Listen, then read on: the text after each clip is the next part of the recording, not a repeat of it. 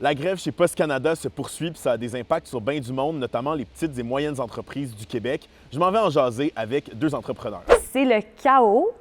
Tantôt, on se disait ça, je pense que c'est notre pire année en 10 ans. C'est difficile quand même. On travaille beaucoup pour envoyer peu de colis. Vu que là, on ne peut plus compter sur Post Canada, c'est les frais postaux aussi le problème. Souvent, envoyer un colis à Val-d'Or, ça va coûter 20 $ avec Post Canada, mais là, avec Pure Letter, ça va coûter 130.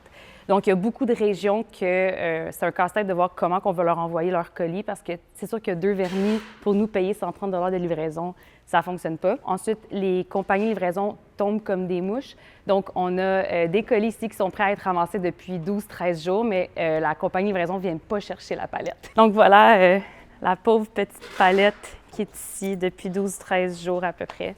Il y a eu un ajustement au début. Il y a eu une vingtaine de commandes que le jour qu'ils ont déclaré la grève sont restés pris dans les entrepôts de Post Canada, mais on a recontacté chacun des clients un à un. Puis il y en a, la plupart nous ont dit c'est pas grave, ça peut attendre. Les autres, on leur fait les commandes. On avait déjà entamé un processus pour trouver d'autres livreurs avant la grève. On a été chanceux parce que quand la grève a été déclenchée, il y a certains livreurs qui ont arrêté de prendre des nouveaux clients. Puis là, présentement, on livre principalement avec Nationex. Puis honnêtement, ça va super bien. En ce moment, si vous voulez encourager les entreprises, c'est d'aller dans leur boutique ou d'aller dans des boutiques qui revendent leurs produits. Il faut se déplacer, c'est plate pour venir comme avant, mais il faut vraiment aller en magasin. En plus, c'est là qu'on fait le plus de profit sur notre vente parce qu'en magasin, il n'y a pas de frais de livraison absorbés. Est-ce que le conflit de travail chez Post Canada t'a influencé dans tes cadeaux de Noël cette année? Je suis curieux de t'entendre. Dis-moi ça dans les commentaires.